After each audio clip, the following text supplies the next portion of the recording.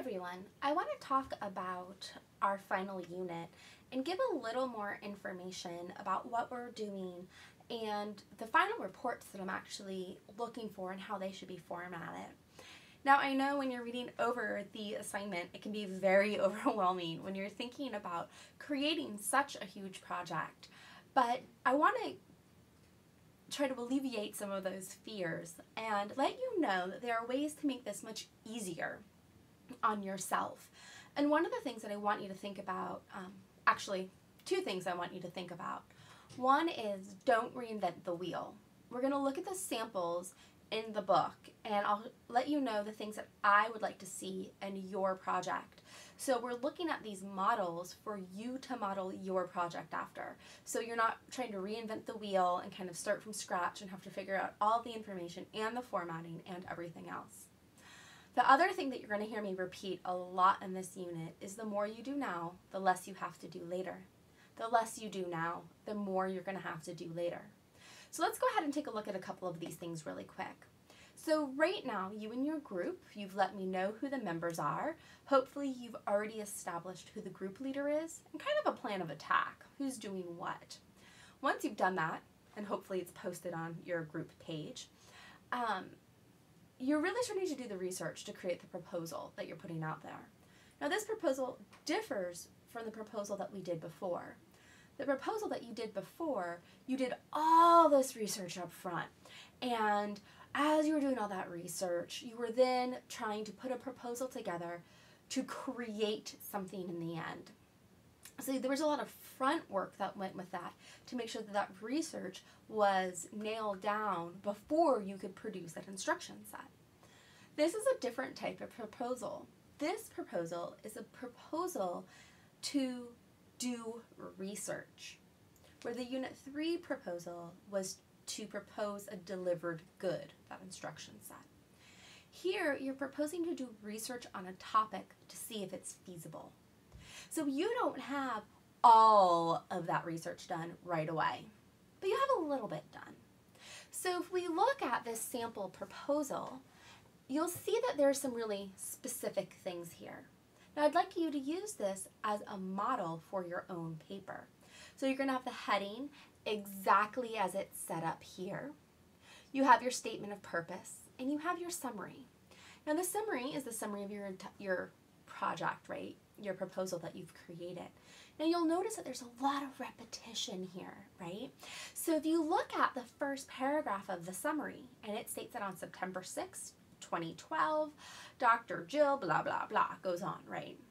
So now if you look at the next page on the introduction, you see almost the same exact thing in that first paragraph. So you really see that there's a lot of repetition, there's a lot of consistency. Use this model as your model for when you're writing your instructions, when you're writing your proposal. Now, if you keep scrolling down, you'll see a list of proposed tasks.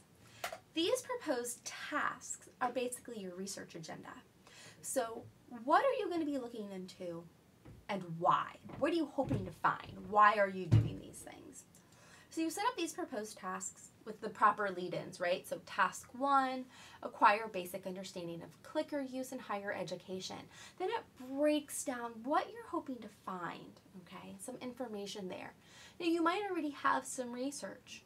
That's fine. You can put some of that in there.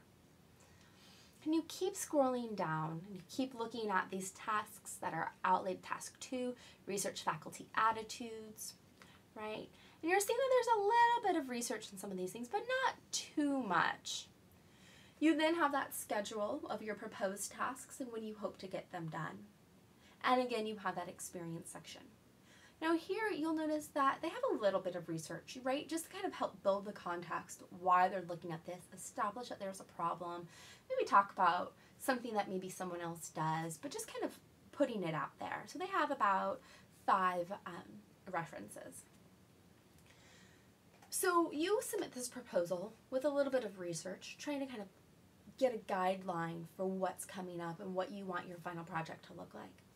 You submit this to me and I give you a lot of feedback, right? A lot of suggestions, ways to make it better, maybe some things to think about, point out where you're really on track, right? And kind of just establishing that. So then in a few weeks, there's a check-in, and that check-in is the progress report. Now, do you notice, looking at this progress report, some of the things that are similar? The heading is the same. That statement of purpose is the same. Now, the summary is shorter, but if you look, that first paragraph is pretty similar, right, to the paragraph that was in your proposal. Same thing for the introduction. You have something that's really similar to what was in the proposal. But now you're adding on a little bit, right? Now you come out to this research. And what you're doing is you're taking the proposed tasks and you're setting them up with work that's been completed. So task 1 is now completed work. And instead of in the proposal where you said what you're going to do and why, now you're doing what we're going to do and what we found, right? So now there's some more information here where you're really detailing this task 1 and what came out of it. You come down and there's task 2. Task 2 correlates exactly with task 2 and the proposal. And again, it's what you found. So you keep kind of diving into this information, teasing it out, okay? And you keep scrolling down. Well, now there's future work. There's other things that haven't been done yet, right? So tasks 4, 5, and 6 have not been done. Sometimes you add on a couple tasks. You realize that there's some things that maybe you have to do. So you put that information in here. Then you come down and you update that schedule. Here's things we've already completed. Here's still what we need to, and you adjust that research schedule. Maybe you're ahead of the game on something, but kind of behind the game on something else, right? So you adjust that research schedule. Now you don't need the experience section because in the proposal, you are trying to establish your ethos, that you're good enough to actually research this. And once they've already accepted your proposal that you are now doing this project, you don't have to continually establish that you're good enough. Your report does that alone. So you take out that experience section, and then you have a slight conclusion. Now the conclusion explains the status of the project, where you're at, what's happening, how you're going to move forward. And then if you look, you'll see that because this is a check-in point halfway through the project, that they have a lot more research here, right? So this is the idea. You have more research. You're really starting to actually write your report in this format. Now again, the more you do, the more I have to give you comments, feedback, the more chances you have to make it better and stronger. Because a lot of this information is going directly into that final project. And because your questionnaire should be done at this point, you'll have your tabulated questionnaire here. Okay, so you can see that they have their questionnaire. Now yours will be the tabulated one, but you get the idea. Now let's look at the recommendation report. So you've gone from that proposal where you're kind of setting up the contacts, you have maybe a little bit of research, you have your proposed tasks. I've given you a bunch of feedback. You then keep doing your research, you keep breaking it out, then you have that progress report where you're starting to look at the methods and results, right? That research section of what you did, why you did it, what you found. You're setting up that introduction, you're starting to kind of formulate a little bit of a conclusion, really gathering that information. Well, now we come to this recommendation. This is the final piece. Put it all together. And after I've given you all of this information, right, you have these opportunities to have a really solid final piece. So again, this is kind of why I'm saying the more you do ahead of time, the more I can give back to you and guide you and offer suggestions and points for improvement and things along those lines. So by the time that you sit down to actually write this final report, you have all the pieces and parts with a ton of peer review from me, and then all you have to do is really put it together, add some seams, and do a few other things.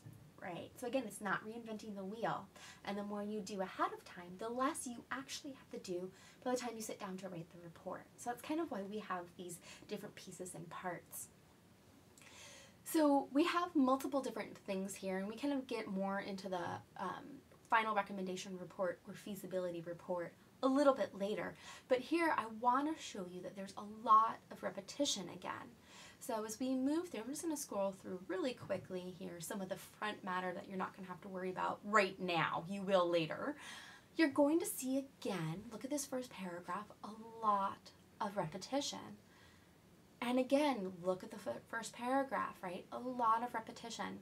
And if you go back through the progress report and the proposal, you're going to see that there's a lot of sections that have been taken out of those reports and dumped right here into the feasibility report. So now we come down to the research methods, right? So this is what we did and why we did it, which was presented in the proposal. And again, task 1 is the same task 1 that was in the proposal. It's the same task 1 that was in the progress report. Task 2, what you did, why you did it. It's the same ones in all of the documents. Then you come down to results, and task 1 is the same again. So you have task 1, what you did, why you did it. But now we have the results, which is task 1, what we did and what we found, right? So this is the information that you're taking out of the progress report, right? Those updates of what you found, putting it together. And you keep scrolling through for each task. It's what you did and what you found. The graphics from the questionnaire are put in here, only the most relevant ones, right? And you keep coming through. You finally get to this conclusion where you're kind of putting that nice, neat bow on it. You're talking about the overview, the big conclusions, kind of putting it all together. And at the end, based off of that conclusion, based off of all the research, based off of the criteria and what you found, you're making a recommendation for a plan of attack, okay? So you can see how all of this just builds on top of each other. So again, the more you do ahead of time, the less you have to do later, the more feedback you get from me. The less you do now, the more you're going to have to do later, and the less feedback that you'll be able to get from me. So just trying to keep that in mind, but I also want you to keep in mind how these build off of each other. The repetition that's involved not only within the document, but between each document, okay? And looking really at these models and trying to format your report as closely as possible to these models. Okay, for the most part, these are pretty standard genres, okay? And so there's a lot of this very strict formatting on what needs to be in what place and how it needs to be set up. So use these examples, which are in your book, to help guide you and to include what goes where. Okay, now just so we can kind of finish flipping through, again, you'll see the reference page has grown even more from that progress report because the research still continued. So again, it keeps growing. They have that tabulated questionnaire that's here, right? And any other possible items that need to go in the appendix would be in this section as well. So hopefully kind of having this overview of the repetition, of the models, and kind of what I'm expecting will really help as you're starting to think through this process. Now, I don't want you to think about the final recommendation report or feasibility report now. What I want you to do is just think about the proposal. What do you need to get done now? So going back to chapter 16, really looking at the proposal and establishing it as a proposal to do research. So you are requesting to do research on your chosen topic, right? You're establishing the context, you're establishing those tasks, you're creating criteria, okay, to see if something would be feasible or not. So these are some of the things that you're doing. So focus on this right now, okay? And then as we kind of move along, really start to examine how these things overlap. As always, if you have any questions, please don't hesitate to ask. And in the meantime, I really look forward to seeing your proposals come through.